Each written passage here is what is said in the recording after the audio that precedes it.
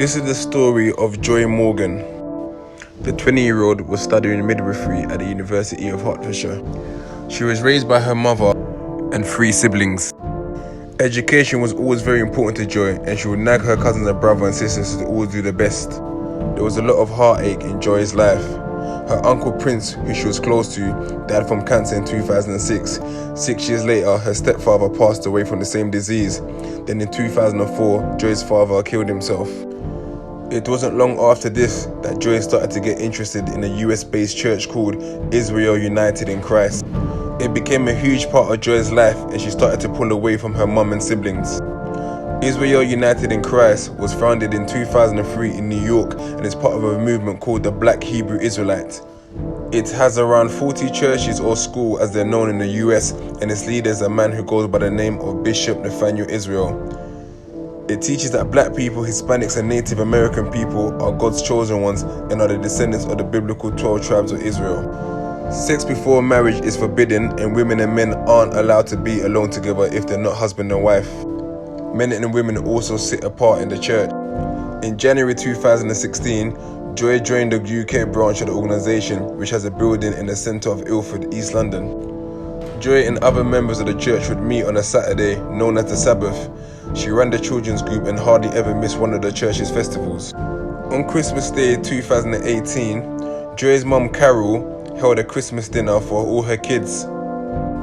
But Joy didn't attend, as they were told not to celebrate Christmas within the church. Her mum tried to persuade her to at least come to her aunt's party the next day on Boxing Day.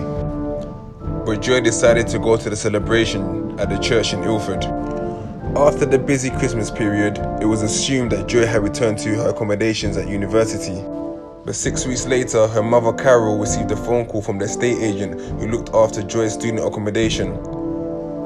Joy had not paid her rent, and her housemate hadn't seen her since Christmas.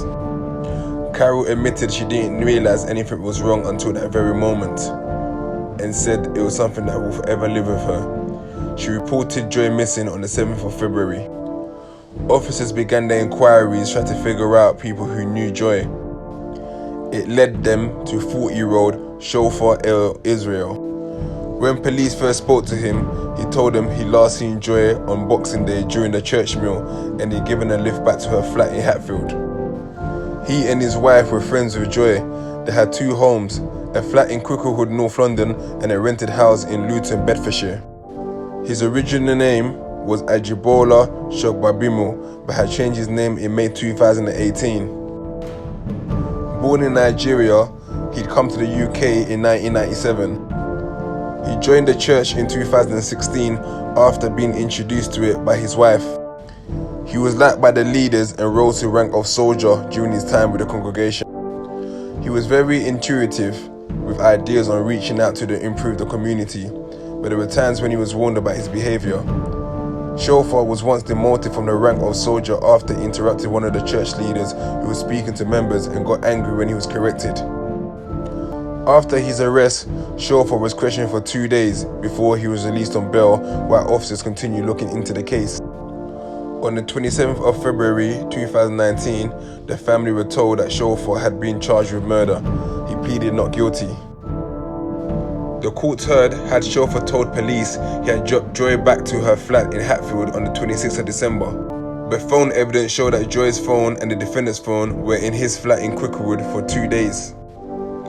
That's when he admitted he had taken Joy back to his place where she slept on the sofa. He said the reason he didn't bring it up before was because of his wife and people getting the wrong idea.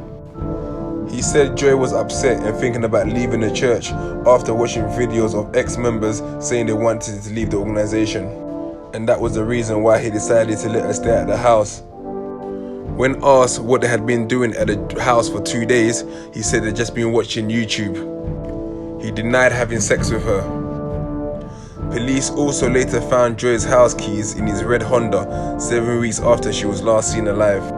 Even though there was no dead body, Shofar was found guilty.